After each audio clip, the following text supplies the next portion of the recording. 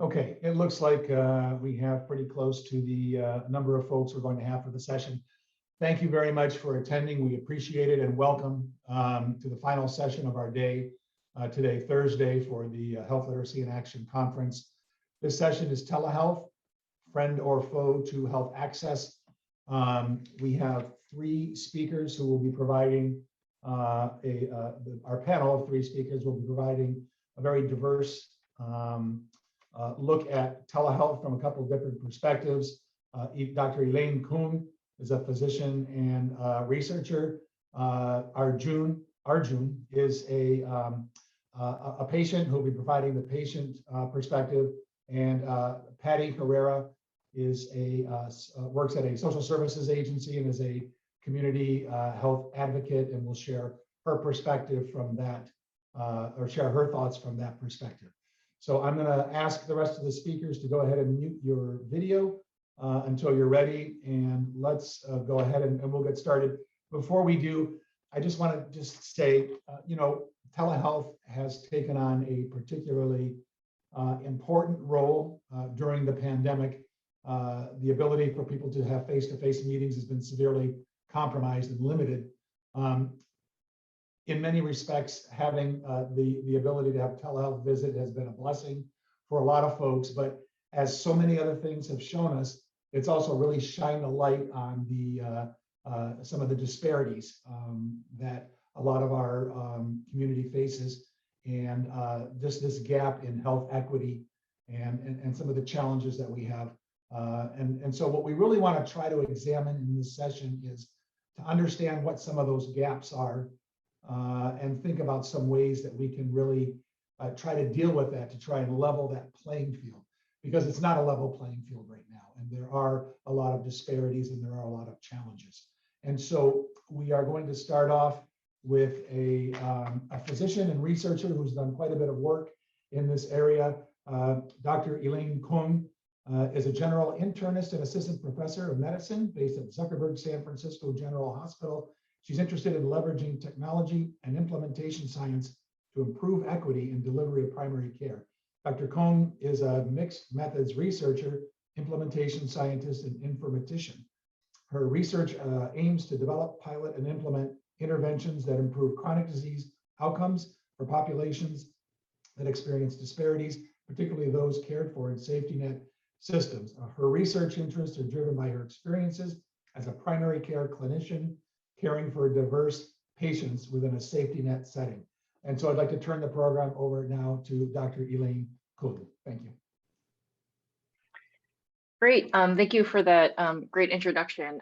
So I'm Elaine, and as was mentioned, I'm a primary care clinician in San Francisco, where I basically care for a really diverse safety net population.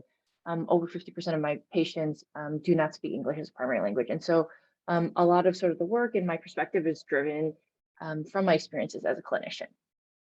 So just to get us started, I don't have any disclosures.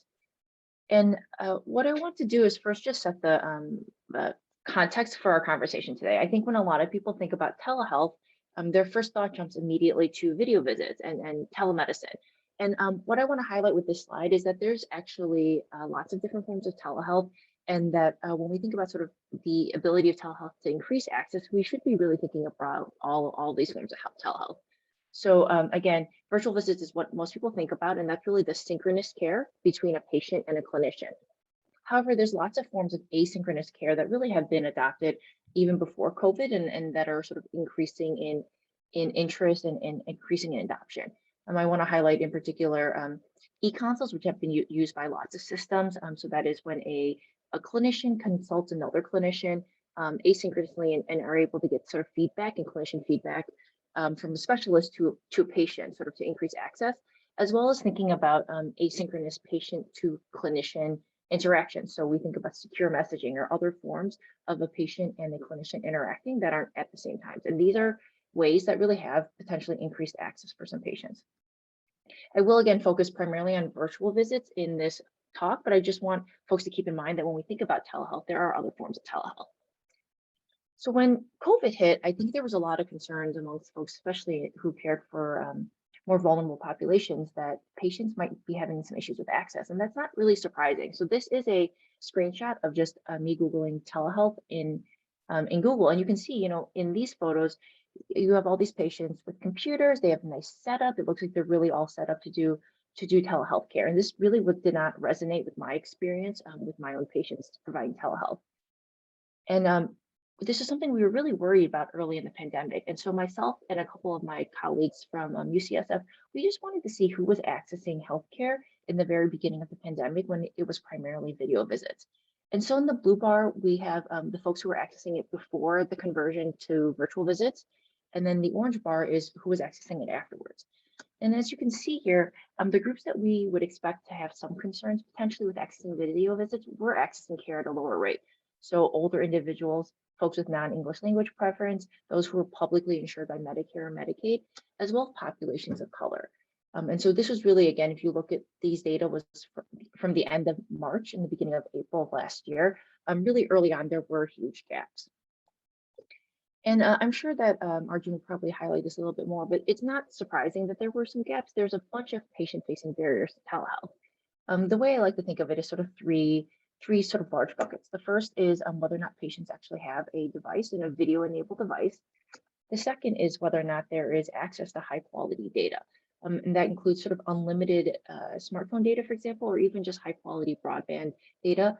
And then the third bucket is broadly what I think about things as digital literacy. So whether or not somebody actually has the skills, the technical skills to actually be able to engage in a video visit. And these are some examples of somebody having digital literacy. They know how to send an email, they can complete an online form. To think through sort of these three buckets, I think in San Francisco where I am, and especially amongst higher income individuals, they can be surprised that there are actually still large groups of individuals that don't have access to devices. And so this is some data from Pew. It's a little bit dated, but what you can see is that certain groups, certainly certain communities, lower income, folks with lower educational attainment and older individuals are just less likely to have a cell phone and certainly less likely to have a smartphone. And then when we think about the digital literacy piece, these data are from San Francisco. And I think what this highlights is that even in San Francisco, in the heart of Silicon Valley, there are large groups of individuals who, one, aren't using the internet at all. So those are the gray bars over on the right. And then two, if they are using the internet, they may not have a full set of skills to really fully capitalize on the benefits of internet access. So in the light blue bar, those are folks who use the internet, but they don't have what was defined as basic digital literacy skills here. So being able to conduct an online search, find a website, send an email, or fill out an online form. And this really resonated with the patients in our system here. So we just called basically 200 patients who were scheduled for a phone visit in our healthcare system. And the main thing I want to highlight here is that over 50% reported having barriers, and overwhelmingly the most common barrier actually was just inadequate data or Wi-Fi. Data is expensive, and broadband access can also be quite expensive. And so for lower income populations, that really is a huge issue. The other thing I want to highlight is from a clinician's perspective, the health system also has really similar barriers. So similarly, they need to have devices with videos in their clinic, which not all clinics do. They also need to invest in a HIPAA secure video platform. Some of these requirements were waived during the pandemic, but long-term, most health systems will need to purchase a HIPAA secure platform. And lastly, similar to patient digital literacy, the healthcare system also actually needs to develop new skills for engaging in telehealth visits, whether that's actually the visit itself, figuring out what's appropriate for a telehealth visit, or even supporting patients in getting access to video visit. These are skills that really no specific member of the healthcare team does right now, and is something that can pose a barrier to access. In a study that we did where we interviewed clinicians in our health system, we were trying to identify what were some of their concerns. And so what was really borne out is certainly a lot of worries about whether or not this was appropriate for our patients, patients who don't have phones or who worried about the cost of engaging in a visit. There were also logistic challenges. So, if somebody was at home and lived in multi-generational living, really having a private space to conduct a visit, or really being able to loop in an interpreter if needed. Some concerns about the quality of the medical care, whether or not it was safe or if they could appropriately triage the care. And then also some worries about sort of the satisfaction really taking away the patient joy or the sort of the joy they got from patient care. On the other hand, I think clinicians certainly recognized some potential benefits. So one was certainly the convenience. I certainly know in our clinic, it's really hard for patients to find parking. And so I had several patients, be very excited they no longer needed to worry about finding parking.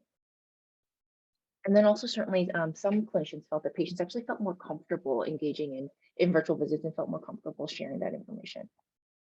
Uh, the one thing I really want to highlight here is a lot of these health system barriers tend to be much higher in community health centers, federally qualified health centers, safety net systems that disproportionately serve patients that already experience disparities in access and care.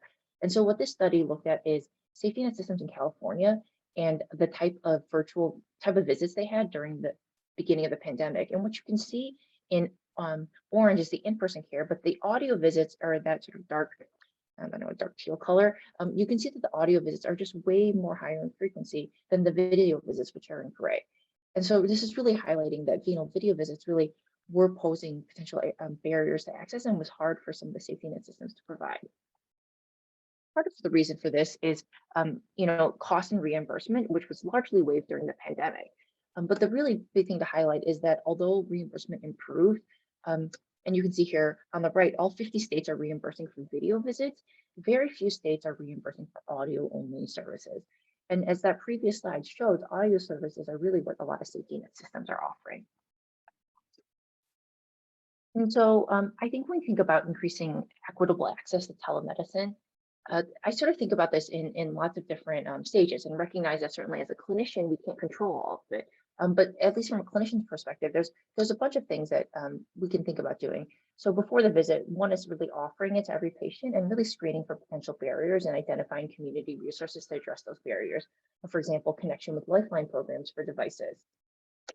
The second is during the visit, recognizing that some patients may not have access to a private location, or they may not really know how to do a video visit or audio visit, and so really being prepared to help coach patients with that. The third is really after the visit, thinking about how you continue to communicate with the patient and send them information to help ensure that they engage in the plan that you come up with. I think there's a lot of structural things that need to happen, and that I think will probably come up potentially during Q&A. One is really thinking about the policies for developing infrastructure so that really anybody can access video visits or have access to necessary data. I think having access to the internet right now is no longer a luxury, and we really need to make this affordable and accessible to all patients the way that we think about access to electricity or water. And then from an organizational standpoint, really making sure that organizations are thinking about equity metrics and then choosing programs and software that actually are designed to keep equity and access in mind. There are a couple of resources which I think will be on the slides that you receive, and I'm happy to chat more about them later.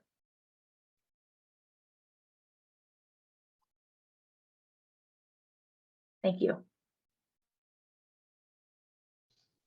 Thank you, Elaine. I appreciate that. And you made some excellent points, and I think that was a good context setter for the rest of our discussion. There's some really excellent points there in terms of ways in which we can address that. And I think we may go ahead and have some follow-up discussions on our Health Literacy Solutions Center about this issue, because this is such a topical issue, and it really falls very squarely in the middle of issues that we're trying to deal with as a health literacy community in terms of health disparities, equity, and some of these social determinants of health as well that play very much into this, and roles that those in policy or healthcare system can play in terms of really identifying what these issues are and trying to make some strides to really address those. I think that's kind of the key piece, is really just raising that awareness first.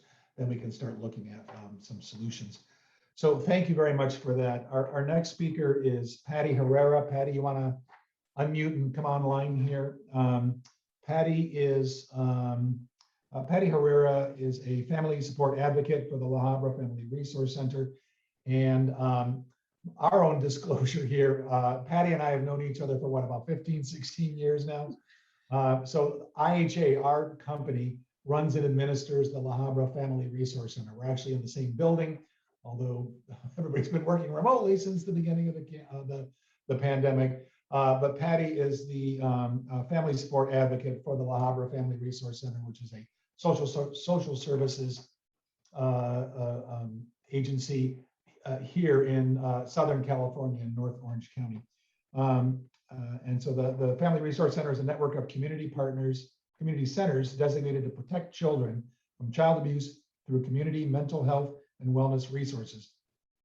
Patty is an active board member of the Early Head Start program, where she serves as the community representative, bringing community resources to the La Habra Early Head Start network.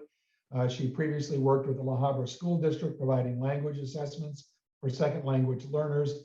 She's also involved in collaboration with the program Healthy Start, which aimed to provide after-school activities and groups to at-risk students within the La Habra community. She's certified through the state of California as a domestic violence counselor. She has a paralegal certificate with Fullerton College and holds a certificate for the Cornell University Family Development Credential Program. I'm exhausted just reading how wonderful all about how wonderful you are. So without any further ado, Patty is going to share some perspective from the community and advocacy perspective. So I'm going to go ahead and mute and turn it over to Patty Herrera. Thank you, Michael, for that great introduction. Again, the La Habra Family Resource Center has been providing services, free services to the community of Orange County since 1998. All the services that some of the services that we provide are counseling, parenting, support groups, and legal assistance and domestic violence services. All of our services are conducted in person, either in our office or in the home, in the patient's home and the clients. When the COVID-19 pandemic hit, we needed to close our doors to protect ourselves and the consumers, and for the safety. That's when we realized that even though our doors were closed, we still needed to continue providing the service that we've been providing all these years to the communities. And this is when the challenges and the barriers started to come up. Next slide, please. So as Elaine was mentioning before, we started, one of the big barriers that we found it's doing this distant services was communication. Most of our clients were used to see us in person, coming in and receiving the service, and for them getting the phone and talking about their emotions, feelings, needs was very interpersonal, very cold, distant. As a provider, as an advocate, I needed to find ways to provide the same service to the clients, making them feel comfortable. So we needed to find ways to come up with new ways to conduct these services. One of them was the video chats or the Zoom for meetings. Well, one of the barriers for the community was, some of the community have access to devices, electronic devices? Do they have access to internet? Some were very savvy with technology and some were not. Then we tried to explain to them how to navigate these programs. And as a provider, we also face some challenges to come out with monies to buy an account for Zoom so we can provide the service to our clients, explaining to clients how to download this program, how to navigate, and all in all, it was like speaking a different language, a complete different language. And this is the language of technology, because not everybody is so savvy in technology. Being able to convey the message of a client that download this program, walking them step by step. If we needed documents, as teaching the clients how to upload documents. So during all this, at the beginning of the pandemic, this new language was something that the patients, the clients, and ourselves as providers were able to navigate and learn. And it was difficult at the beginning of the pandemic, but as a result of this, we realized that after we crossed that bridge, we saw more successes and providing this new telehealth service. Next slide, please. So what's some of the successes that we've seen? We continue providing the service that we have always done, the quality of services. We realized that once the clients or the consumers got over the fear of speaking to a screen, they became more comfortable. They were able to access more services. We were able to see more attendance to our classes and programs. Clients were more comfortable accessing the services at their own time. In the city where we provide that service, transportation is very limited, and transportation was one of the biggest issues for our communities. So that in itself helped the families to access the service without needing to find transportation to our center. Or childcare, that's another barrier that there was, in person. Now they were able to access any of the programs or sessions in counseling at their own time when the children were in school or taking a nap. We also noticed, and Elaine said there's families living in one place. But I think the families became savvy in that aspect, that they will find the quiet place, a quiet time to access the services. And as providers, we noticed that there were less cancellations for counseling sessions because the families had no more barriers of transportation and childcare. We had more attendance in our classes and our programs because we don't have to really make classes and programs to a certain time, but we were trying to accommodate to the time that most of our clients were able to participate. So all in all, the benefits were not only for the clients, but also for the provider, because we see an increase of services and we were able to increase more programs and services for the benefit of the families.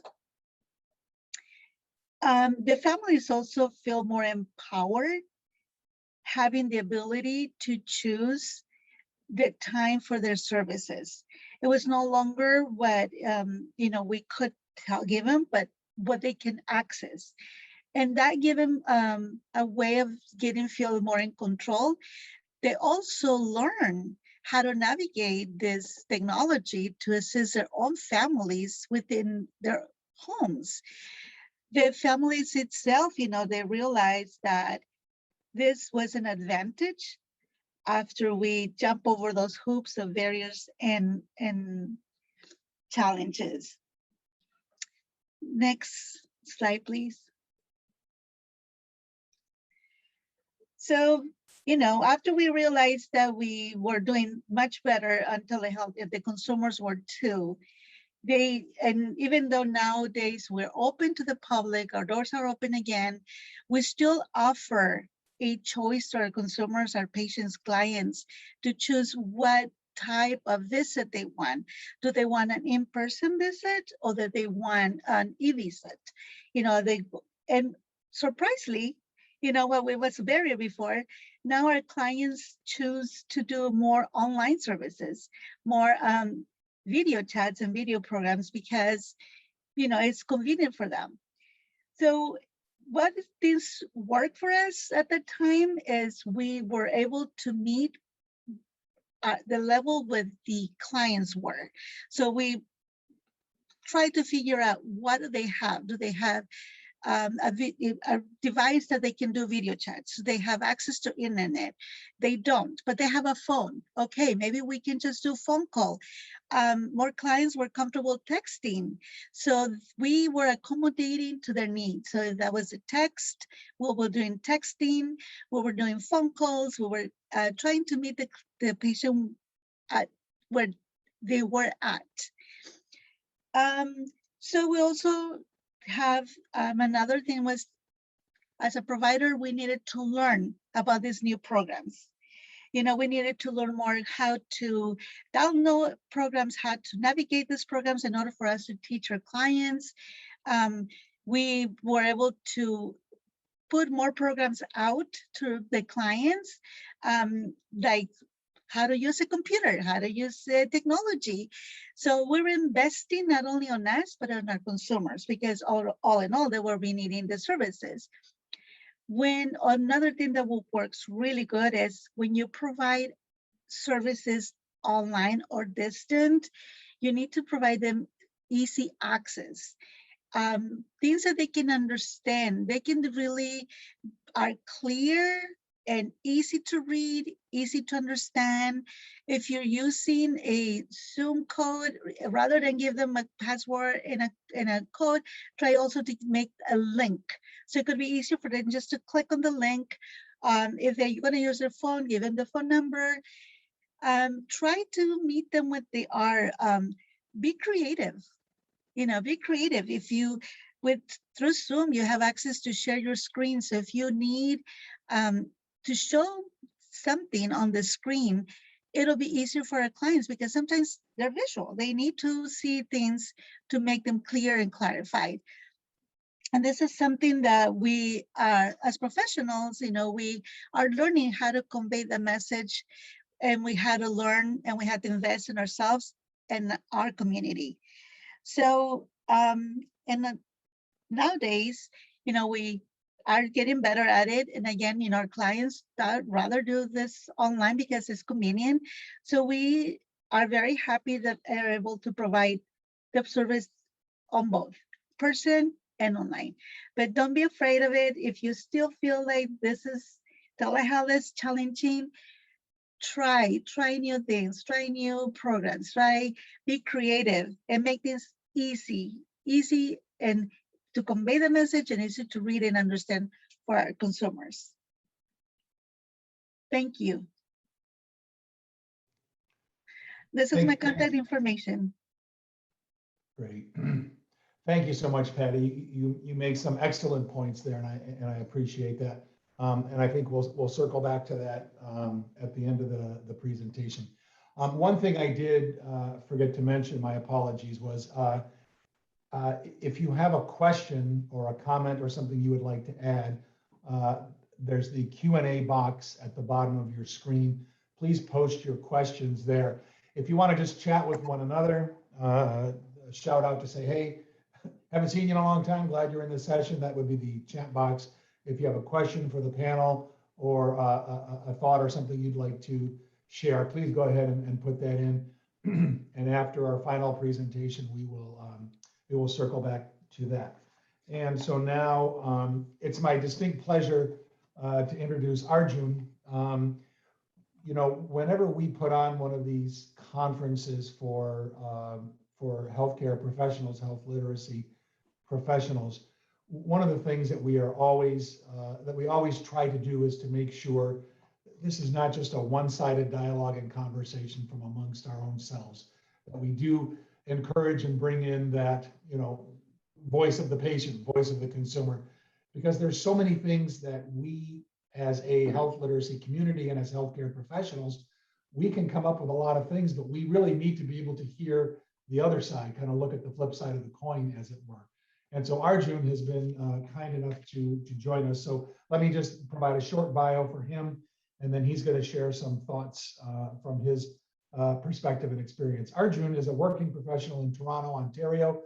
That's up at our neighbors up north in Canada. Welcome, thank you. He's completed his master's in engineering in London in the UK and business in Toronto in Canada. He currently works in sales and marketing in a Fortune 500 company. He had a brain incident in April of 2020, which led to surgery and then virtual rehab, which was undertaken through telehealth. So his perspective is particularly germane here to our discussion. Now Arjun is back on his feet and living life as he was before his incident. Congratulations on that, Arjun. And with that, I'm going to turn it over to you. And he's going to share some of his thoughts and experiences that hopefully will help us. And again, if you have some questions, please go ahead and put those in the question box. Arjun. Thank you so much, Michael. Just want to do a check. Can everybody hear me? Okay, I'm assuming yes. Thank you so much. So yeah, like Michael just summed up my introduction in a very nice way. And for me to prepare for this conference and to help all of you, there are some key questions that I was asked to answer. So to make it easier for everybody to understand, I'll just read the question and then I'll share my experience and my perspective. So what exactly has been my experience with telehealth? I had a brain incident in April 2020. So I was hospitalized for almost 6 weeks. And then I was discharged. I had some in-person therapy while I was hospitalized. And then after I was discharged, I was doing some telehealth. So the telehealth lasted for, I would say, 3 months. And it comprised of physiotherapy, speech therapy, and occupational therapy. There were different therapists. So imagine 3 therapists that I would be meeting on a weekly basis. My personal experience was the therapists were fantastic. They gave me some really good, useful homeworks, exercises, and practice sessions for me to work on. And at the end of the virtual therapy or the virtual rehab, I had a final presentation that I wanted to give because my objective was to recover and to be how I was before the brain incident. I think one of the key questions that health providers always ask me is, what are the challenges with telehealth? Initially, I would say is getting organized because I was just discharged from the hospital. Since it was a brain incident, it took me some time to, get used to the normal. But then I was really good with using my calendar and my laptop. I'm definitely slightly younger than the average person in Canada, but that really helped me to be organized, for me to take notes, for me to save all my homeworks, to track my appointments. Even I like taking notes whenever I'm having a call with my healthcare provider. The other challenge that I was facing was I'm generally an impatient person. So I was getting really frustrated with the time it was taking to recover. But this is where, the family comes in.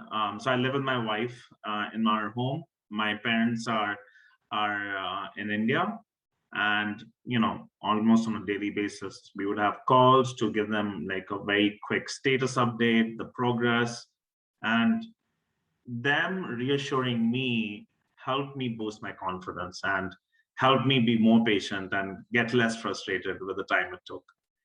One of the challenges was the physiotherapy being done virtually, and I'm sure all of you can imagine. The physiotherapists initially used diagrams, and the diagrams would show the stages of the exercise that I had to do.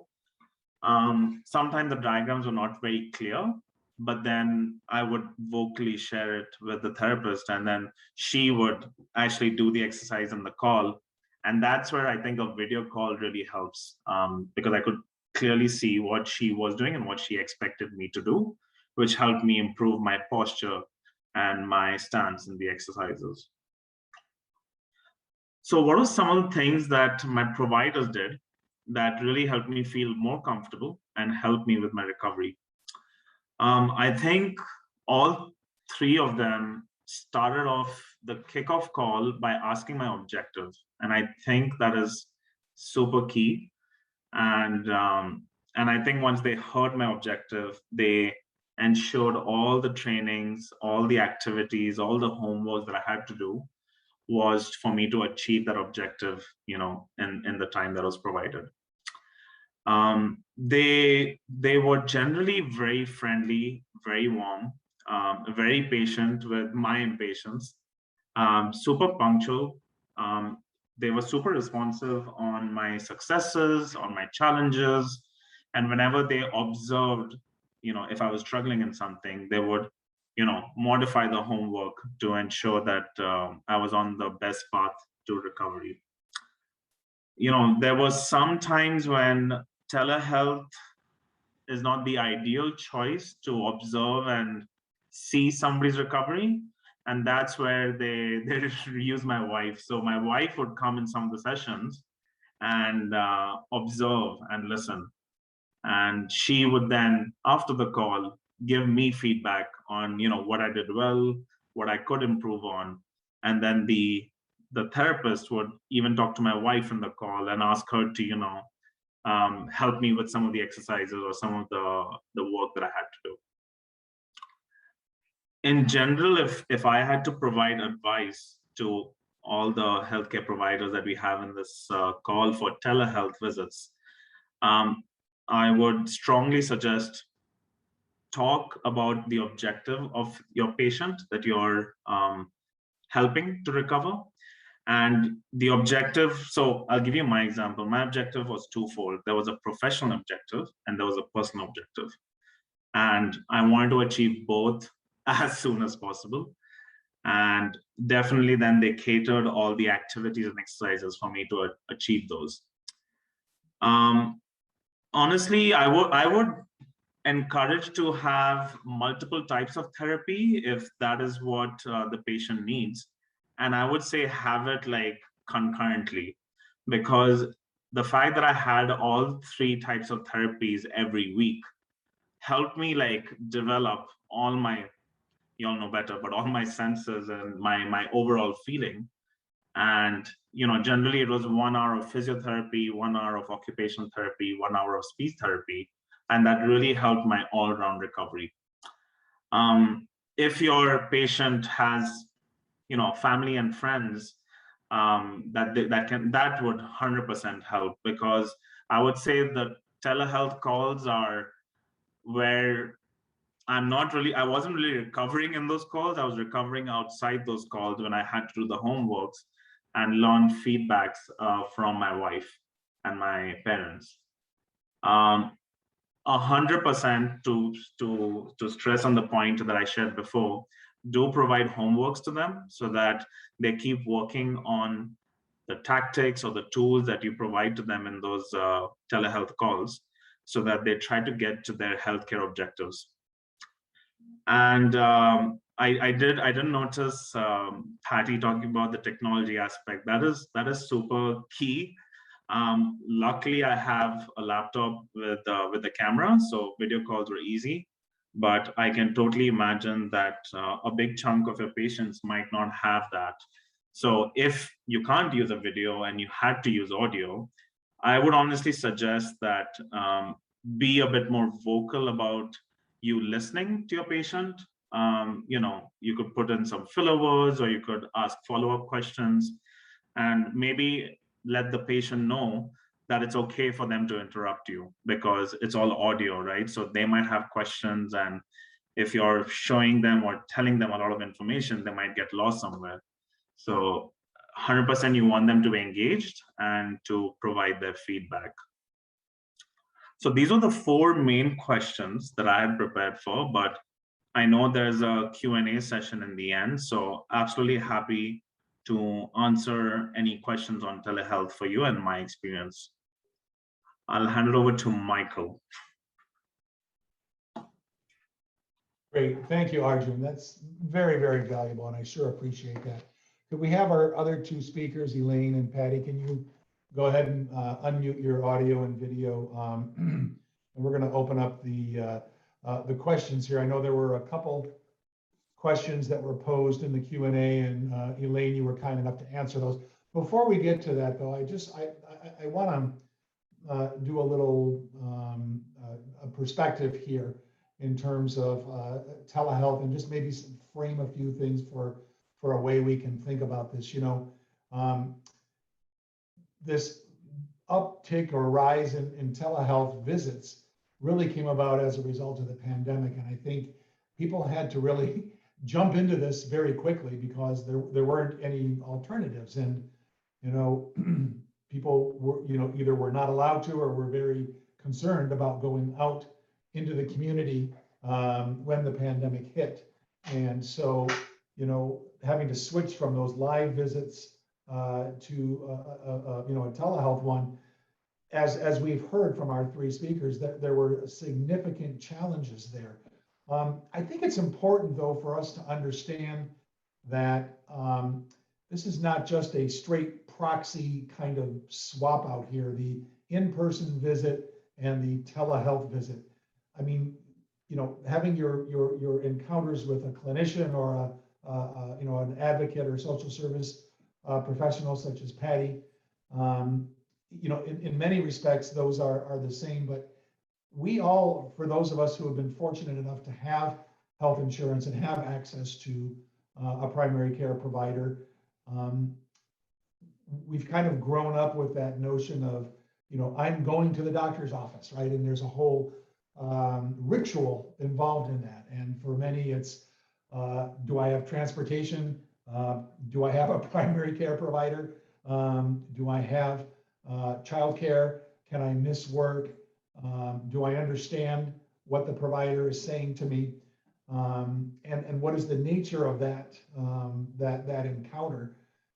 When you switch from a live setting to a virtual setting, if you as a provider have not taken into consideration that idea of using some sort of teach back or really checking in with your client, whether they're understanding what you're saying, telehealth is not going to solve that problem. It's just going to move that problem from a live setting to a virtual setting. So, maybe one of the things we as the healthcare system, not maybe, one of the things we do absolutely as the healthcare system need to understand is we need to, as Patty said very well, we need to meet people where they are at. We're the professionals. We're the system. We are the ones who are providing the care.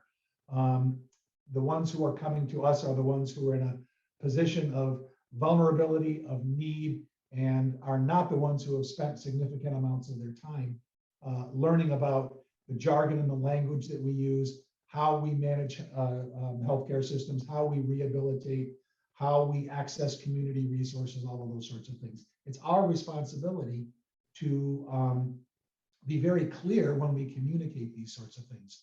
So I think after this session, I hope what has come up for many of us is this idea of not only looking at and addressing the challenges of making telehealth be a much more valuable and fulfilling process for our clients, our patients, but also an opportunity for us to really understand that we need to step up and really improve our game as well as the healthcare system to make sure that we are doing everything that we can to level that playing field and try to move ourselves toward this goal or vision of health equity. So enough being said with that. There were a couple of questions that were posed, and Elaine was kind enough to answer those, but I'm going to just jump to this one from BH Quality. And the question is, there seems to be an extra element of provider fatigue from being stuck on camera all day. How are your providers handling that aspect of telehealth? I'm going to ask Patty and Elaine to go ahead and address that. Patty, you're unmuted, so you want to go ahead and start? Yes. It might seem like, you get tired of looking at the camera in front of you, little screen, and constantly be providing the service. But actually, one of the things that when I said before, invest on providers is also invest in ways for us to self-care. Being in front of this screen, you also have to understand what the patients in the other side are going through. You might only see their faces, but they might you might not see all the chaos and everything that's going, and you can also probably have a hard day and you are just dealing with a lot more stress.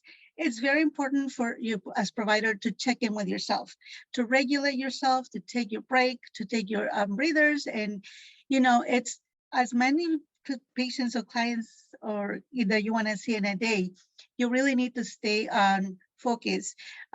Also, you don't necessarily have to be sitting in front of a desk all day long. Now you can probably stand up. This is the great thing about telehealth. You can take your device with you anywhere, even if you just hold it and walk 3 steps. Make sure that you are taking care of yourself first, because then you'll be able to provide better service. Yes, emotionally fatigue, physical fatigue is, constantly coming up on us because we're always putting our clients in front. And first, more important, but also we need to think about ourselves. And again, Arjun says something very important about thinking about our family members, our friends. Just make sure that you are regulating yourself, you are taking care of yourself, you're taking your time, you breathe, breaths, and basically just make sure that you are and you're saying a moment to be able to provide a better service. Right. Thanks, Patty. Elaine, anything to add to that? Have you encountered this fatigue or stress from screen fatigue in your practice? Sure. I think I want to highlight something that you just said, which is I think, telehealth obviously grew as a result of COVID, but I think how telehealth is going to be used in the future is not going to be the way that it was used during COVID, right? Telehealth was used to replace in-person care because everybody was socially distancing. And that meant like 100% telehealth visits. And I think we really should separate sort of some of the issues with telehealth as a result of the COVID pandemic from issues that are like telehealth sort of innately part of telehealth concerns.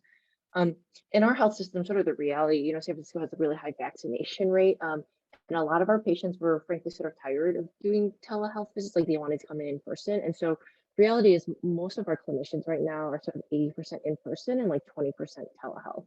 And so I think sort of that became less of an issue once we opened back up some of the in-person care. And so I think we, thinking about telehealth, not only in terms of like clinician burnout, but also for patients, is that really it's part of a spectrum of the care. Like we really shouldn't be thinking like in-person versus telehealth. It's more like, is this more appropriate for in-person or is this more appropriate for telehealth? Because there's some things that, the same patient would feel like, I definitely want to come in person. But then for this other concern, like, oh, I just want to check in on my blood pressure, change some medications. I measure my blood pressure at home. We can just do that over a telehealth visit. And so I think in terms of sort of the burnout aspect, at least like in our health system, we're doing a lot of in-person. We've sort of done a lot more in-person care. I think you both make excellent points, and Elaine, especially, I think that pendulum is going to swing kind of both ways. Before the pandemic, I think telehealth was a little more of a specialized slot, and with the pandemic, it sort of swung over to the end where it was being much more utilized. Whenever restrictions begin to lift, and if we hopefully, knock on wood, get to a point where this pandemic is less of an issue, people can go out and do a lot more face-to-face. I don't think telehealth is going to go away, as you point out. I think there's going to be those instances and circumstances where those who benefit greatly from it and have the access to it would continue to use it. So I think it really is important and incumbent on us to understand that and really look at some of those challenges. I want to go to a couple of questions that were posed and answered, but Elaine, I know you answered one from Deborah Stein, asking about how do we get payers to recognize the legitimacy of provider-patient appointments by phone. And I think to some extent, that's been addressed quite a bit during the pandemic, that the reimbursement and some of the regulations around how that plays out have really eased up and gone in favor of really supporting telehealth visits. But Elaine, anything else you wanted to add to that? You had a very good response in the box, but anything else you wanted to add to that? No, I mean, I think this is sort of another area where we're going to see access disparities, where certain states are going to, especially when we think about our Medicaid populations and policies being determined at the state level, certain states are going to extend audio-only visits, and some states are not going to, and there are sort of differences. And I think that's just we sort of have to wait, to be honest, and sort of wait for things to play out and see how things go. I think this is an active and very interesting area for those who are policy experts to really focus on and understand that this is really a necessity in many respects, and to have the providers supported in terms of being able to be reimbursed at a fair level for that. It's just is a direction that we need to go.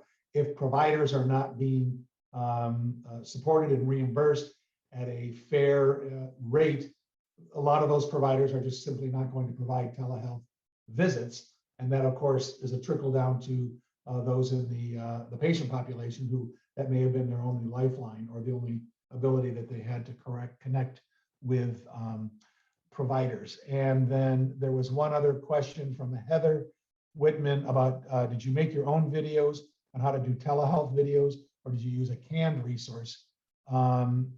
Patty, how did you address that? And Elaine, if you had anything else to add to that. Like I said before, you know, here at the FRC, we had to invest on some classes and programs that we have to learn. We had to learn how to make our own videos. Again, I said, you know, there's a lot of visuals that our clients needed to have, because, you know, it's like Arjun said, you know, you're on the phone, it's video, it's audio, you need to be very clear, it's video, you can also just talk, but when you have visuals, that helps tremendously. So I will say, you know, invest on learning some of these programs that will help you make your own videos, charts, make your own visuals. And again, when you do this, make sure that it's easy to read, easy to understand, because we need to keep in mind the level of education of our population.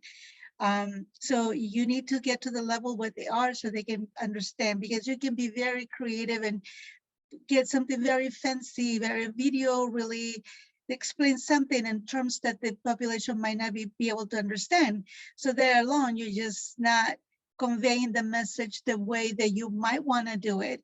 So be mindful of that, be mindful of the audience when you make these videos, but also invest a little bit of money into learning how to do this on your own, rather than spend money in things that you can actually won't need, you know, because you can do it on your own. There's a lot of programs out there. There's a lot of even YouTube videos that show you how to do this. So I will say, you know, invest in something for now, because it's gonna, like Michael said, you know, this telehealth is here to stay. It's not going anywhere.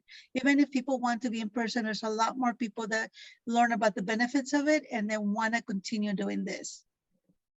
And, you know, Patty, you bring up a great point in, you know, in terms of, you know, this is going to continue on. And, you know, YouTube is a great source for that. But again, you still need to have that digital access and digital literacy to be able to get to the YouTube resources. You know, we in La Habra, where Patty and I work, this is a medically underserved community. We have a family, you know, a federally qualified health center, which we at IHA actually used to run there, because it is an underserved community. And, you know, one of the things, we're very involved in that community. We have a community collaborative that works to improve the health and well-being of the community. And we really partner with a lot of organizations, including the faith-based community. So I think when you have these networks, and as our opening speaker, Dewan Patterson said, these trusted messengers, it's really, I think in many respects, understanding what are the needs and who are the people who can reach the people who need to be reached. And I think some of these trusted messengers, faith-based groups, community resource groups are the ones who can actually ask those questions. Do you have broadband access? Do you have the equipment that you would need? Do you understand how to use it? And think about ways that you can come up with some programs and approaches to actually address these challenges. We can't take a one-size-fits-all approach. We really need to do this at a grassroots, one-on-one kind of level and address some of those disparities and make sure that we, you know, do our best to bring everybody into a position, again, to get them to that level playing field where they can access these kinds of programs and services. So, you know, the policy aspect or the policy approach is great. And that even that would extend to issues about providing, you know, free broadband services within the community so that people don't have to pay that, because that's a big barrier right there, just being able to pay for that. And then also those organizations that can distribute things like tablets. You know, there are organizations that can buy tablets in bulk at a pretty low price. You can get those for, you know, between $50 and $100 each. And if you can get some organizations in your community to fund that, I've seen a number of programs that do this, just to distribute those tablets, have groups, and you can involve the schools. You know, we look at our, you know, grade school and high school students. These are digital natives. These are people who really understand how to do that. And we've done some pairing of some of those groups in our communities with, especially our elderly population who are particularly vulnerable in this area, to be able to pair them with some students who can kind of just work with them and go through those steps. How do you get this set up? How do you use a tablet? How do you connect to the internet? What is the internet? And those sorts of things. There's also a lot of organizations that are doing some digital health training and initiatives. We're working with 2 such organizations. I won't name them because I don't have their permission to share that at the moment, but there is a lot of movement on this. And as those curricula and as those resources become available, we will list those on our Health Literacy Solutions Center, which plug you can get to by going to healthliteracysolutions.org. There was one other question that was posed a moment ago about from Elaine. Somebody had asked about what you meant by leveraging additional data during the visit. Can you share your answer with the group on that one? Sure. I think I responded, but I think what I meant is that oftentimes during telehealth visits, we get a lot more context about a patient's lives. Sometimes you can see information about their hobbies sort of in the background, or, I think of chronic disease management, sort of how somebody manages their medications. Like, do they have a bunch of pill bottles, or are they sort of putting them in, like a pill organizer? And so I think really thinking about the additional information that you may have during a telehealth visit, even, some of my patients, sometimes they forget their glucose log at home, right? Well, they're at home, so they can consult it right then and there. And so really trying to use that information and potentially, improve the quality of care that you can provide during a visit relative to what you might be able to do during an in-person visit if somebody forgets all that information. Thank you. Arjun, I'm sorry, a lot of these questions have been more on the system side than the patient side, but I want to open it up to you and see, having listened to some of these questions and comments, if you had any other thoughts or insights or questions of your own, anything else that you wanted to add to the discussion. Very broad. No, I think what my therapist did really well is, so there were 3.